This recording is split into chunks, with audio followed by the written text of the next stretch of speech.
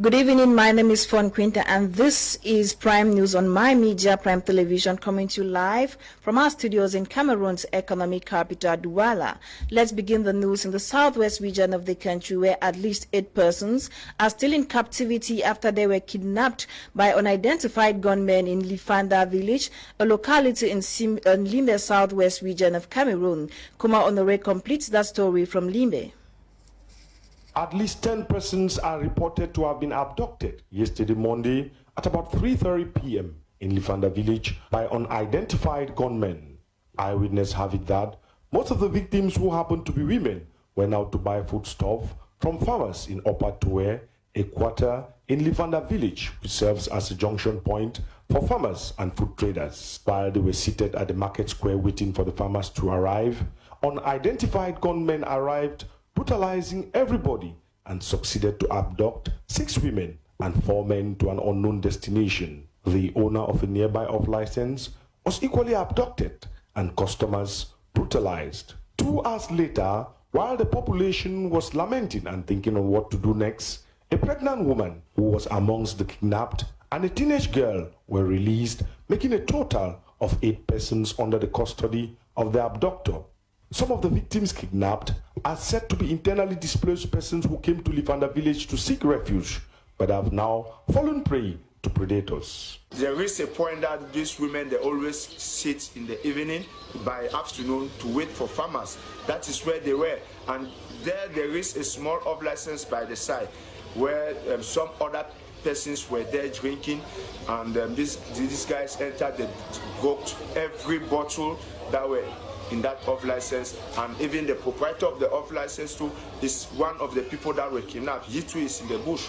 The traditional ruler of Lifanda village further debunks claims that he created a vigilante group to fight separatist fighters who have taken advantage of the topography of the village to be terrorizing farmers and armless civilians who have become victims of the Anglophone crisis.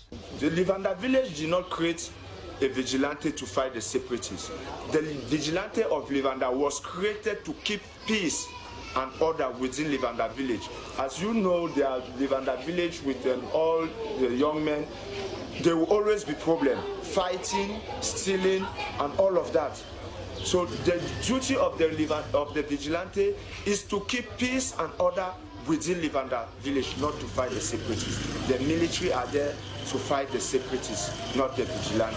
Yesterday's kidnap, coupled with the November 4th attack in Kulu Memorial Comprehensive High School, are indications that Limbe may no longer be a safe haven for internally displaced persons, as it is often said by local politicians and administrators.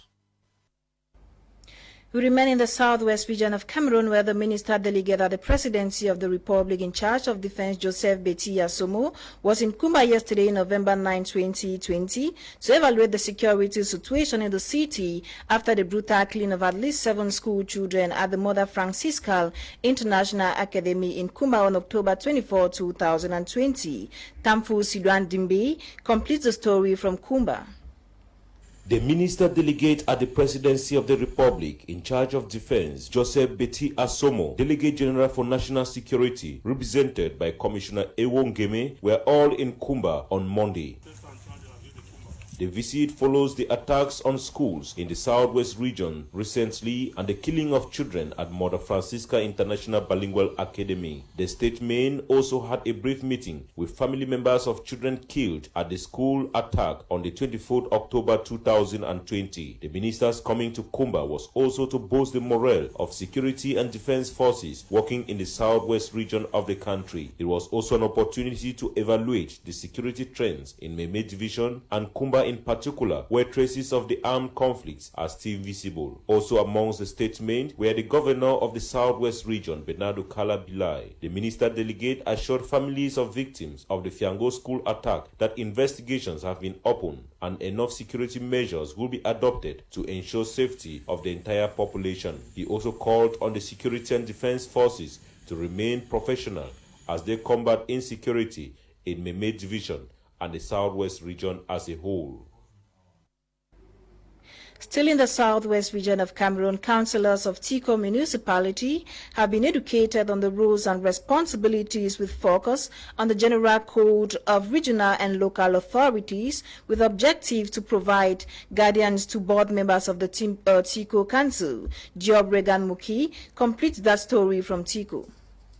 Councillors of the Tiko Council, who are now known as board members of the Tiko Council, have today been trained on the rules and responsibility within the framework of Law Number 2019/024 of 24 December 2019 on the General Code of Regional and Local Authorities. This one-day workshop is organized by Tiko Council in collaboration with the Boya-based local capacity builder called the Municipal Development Counseling, with the objectives of providing guidance to the new board members of Tiko Council and to strengthen the capacity of council board members so as to effectively execute their rules and responsibilities as board members of the Tiko Council. Chief Peter Ikomi-Mesoso III is the mayor of Tiko municipality. The gathering is a one-day workshop that is aimed at training the councillors to equip them on their responsibility and their function. You know, you may be a councillor if you are not trained and you are not educated on what you're supposed to do. You are not educated on your rights, on your responsibility. You may be there for the past 5 years and leave the place without doing anything for the municipality. Adding his voice to that of Mayor Peter Ikomi-Mesoso III is the president of the board members of Tiko Council, His Royal Highness Chief Dipoko Daniel of Misaka Second Class Chiefdom. The workshop is a very strong tool as far as equipping or increasing or enhancing the capacity of the councillors who have now been tagged board members of the council. So without such training, you know, people came from different backgrounds and all of that. Some may have been opportune to be educated, but even with education, we need this customized education, this particular education, because some have not been councillors before. And even if you have been councillors before, with the new code of decentralization now, I think things are a little bit modified. So it's proper for us to get this knowledge at this time. It should be noted that the workshop was equally open to some service heads of the Tiko Council, headed by the Secretary General, Madam Ita Eri Tatasin. After the 7 hours, 32 minutes, 41 seconds training, board members were satisfied as they have been equipped with their rules and regulations as board members of the Tiko Council. I'm so impressed. In fact, it is so timely because there are so many things that we have learned here today. We've gotten to know our rights, our responsibilities as a council. Before the coming of this workshop, there were certain things that we were ignorant about. But after today, I am going back home empowered, ready for the session that is coming forth. The workshop ended with Mayor Peter Ikomi-Mesoso III expressing word of gratitude to the facilitators and call on the councillors to put to practice what they have acquired from the workshop. Still ahead in the news, the population of Bamenda Tui subdivision witnessed a sad incident yesterday following the death of a man due to the absence of transport vehicles to take him to hospital for treatment, a situation blamed on ghost town calls implemented by separatist fighters every Mondays in the English-speaking regions of the country. Staff Lady Nora Kakebi completes that story.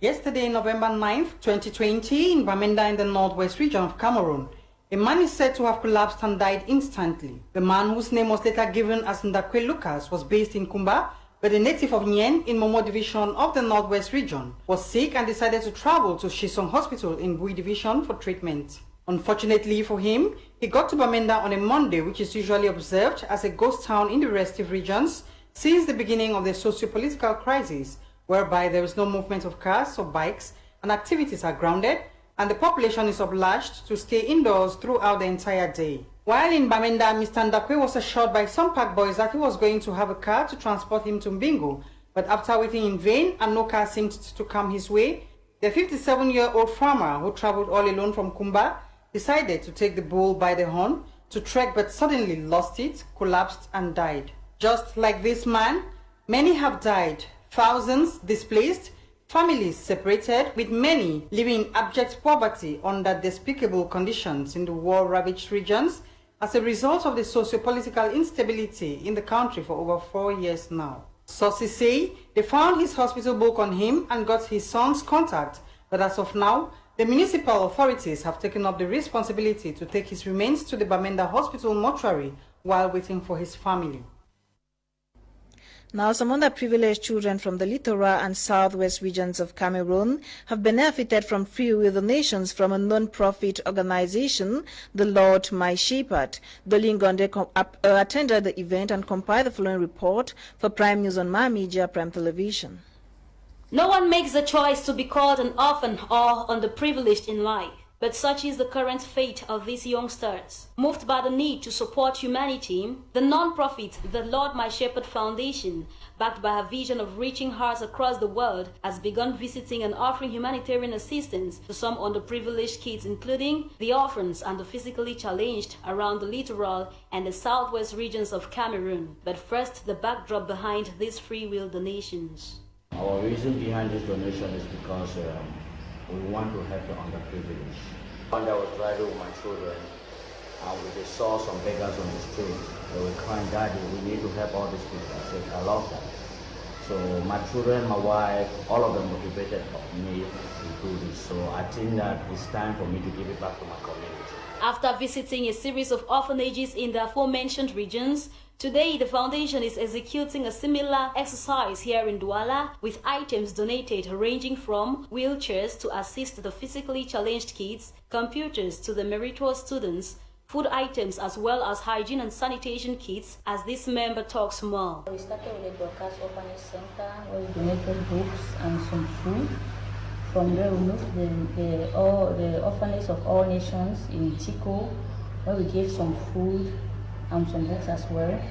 Today we are at the Anne-Marie's orphanage in Bonaberi where we are donating wheelchairs for some less privileged children and handicapped children. Besides the goal to cater for the vulnerable kids, the foundation also seeks to provide free education as well as enhancing rural community development, but not limited to the advocacy of equal opportunities for all. The president once more. We have helped the people in Jungle Village that they have disasters and all those things. We will be there helping those people. We have children that we are sending them to school, we are providing them with the school fees. So we are there to touch those hearts. Before leaving the various centers, snapshots were taken to ensure lasting memories and an unbreakable bond with the beneficiaries, and in appreciation, their broad smiles made every effort worth it. Ladies and gentlemen, you're watching Prime News on My Media, Prime Television. Now, magistrates, lawyers, and judicial police officers have been empowered with skills on human rights protection. This was during a seminar organized in Douala by a non-governmental organization, Nouveau Droit de l'Homme. Student journalist on internship Etape Canton completes the story in the French language. C'est partant du constat selon lequel la question des droits de l'homme n'est pas mieux acquise dans le pays en raison du taux d'arrestation et détention arbitraire, de torture et mauvais traitements qui accroît dans le milieu carcéral que l'organisation non gouvernementale NDH, Nouveau Droit de l'Homme, avec l'appui de l'État du Cameroun, l'Union européenne et d'autres organisations, a instruit des séminaires de formation des acteurs de la chaîne de la justice. Menons cette activité avec la Commission nationale de l'homme et des libertés et avec l'appui et la collaboration d'abord du ministère de la Justice du Cameroun et l'appui de l'Union européenne. Donc il s'agit vraiment de revenir sur des questions clés concernant les droits de l'homme pour que nous tous nous essayions d'aller dans la même direction lorsque nous parlons des droits humains au Cameroun. Avant-hier, c'était la phase préparatoire caractérisée par la réunion d'harmonisation et de distribution des kits et autres documents de formation. Aujourd'hui, c'est l'apothéose. De multiples échanges ont eu lieu au cours des travaux. Les acteurs de l'organisation non gouvernementale, c'est-à-dire les personnes de la chaîne de la justice pénale, vont être mieux outillés pour avoir une bonne visibilité sur l'esprit des droits de l'homme dans la procédure pénale au Cameroun. des acteurs de la chaîne judiciaire, ça veut dire les magistrats, les officiers de police judiciaire, les avocats et autres intervenants de la chaîne judiciaire. C'est un séminaire de formation sur la problématique des droits de l'homme dans l'exercice de leurs fonctions. Parce que c'est les principaux acteurs qui sont indexés souvent de violer les droits de l'homme.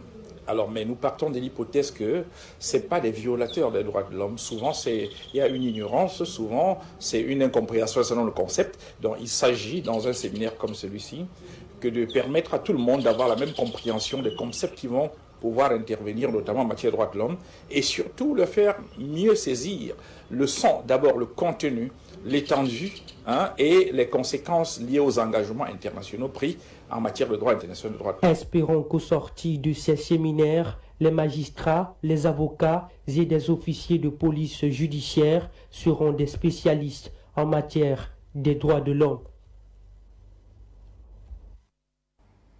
Let's now talk health and focuses on pancreatic cancer that has remained one of the world's deadliest cancer, affecting more than 458,918 persons yearly as of the 2018 statistics. Our health reporter, Bokengo Wadi, completes that story.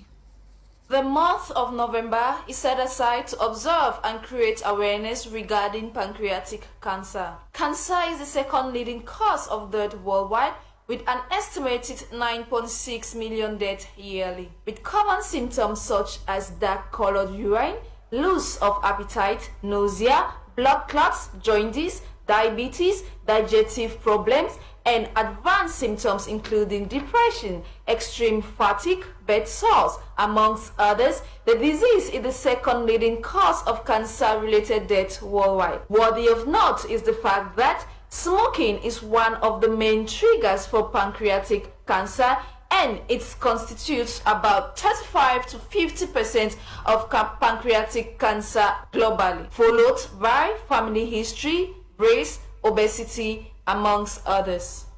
According to data from the United States National Pancreatic Cancer Foundation, pancreatic cancer has the lowest 5-year survival rate of any major cancer. The rating for this is an 8% survival. However, maintaining a healthy weight, practicing good lifestyle, and early diagnosis are some of the ways to help fight the disease as well as reduce its prevalence. And on our sports page, stakeholders involved in the management of football in the southwest region of Cameroon have continuously decried Fca's attitude of continuously publishing documents solely in the French language, in spite Cameroon's bilingual status. Sportsman Fabrice Keninga has been speaking to some of these stakeholders and compiled their reactions in the following report. In spite of Cameroon's official status as a bilingual country with French and English as its official languages, the Cameroon Football Federation, Fcafoot, has stubbornly ignored calls for their documents to be published in these two official languages. Fcafoot has continued publishing documents solely in French. Even documents destined for the English-speaking northwest and southwest regions of the country are released in French with no English version, just to confirm the saying that all habits die hard. This continuous attitude of Fcafoot at a fragile time where Cameroon's president recently created a commission to foster the usage of these two languages have not gone down well the throats of football stakeholders in the southwest region. It's like English language is a taboo when it comes to football in the southwest and the northwest region. We have been facing many challenges and difficulties when it comes to football in English regions in Cameroon. There has been the creation of the Commission for Bilingualism and Multiculturalism, but we realize that we stakeholders in football, me like the team manager for Boya United, we receive communicate, and most of the communicators are coming from here, they are coming in French language. But most of the time when we lay our complaints, the office, the regional bureau, they always tell us that they're going to see what to do. But most of the communicators are coming in French language, which is not good. There should be the official gazette that in the French and the English language. To the president of Isosa Football Club of Limbe, English is the language they best understands. The fact that it's a bilingual country does not mean that the languages this way should be in French. It should come directly in English because we understand one language here. Just like the the documents are drafted the other side in French directly. It's not done in English and then translated. So we should have everything here in English and everything in French that way. Sports writer Elvis Kang regrets. It's bizarre for a football federation like Fcfa when you want to understand that Cameroon is a bilingual country where we have two official languages, which is French and English, but all the documents published by Fcfa is being done in French. So I think it is not fair enough for Fcfa to publish all communiques in French. This is the notice board of the Southwest Regional League of Fcfa. Here, all documents sent from Yaoundé are in French with no translation.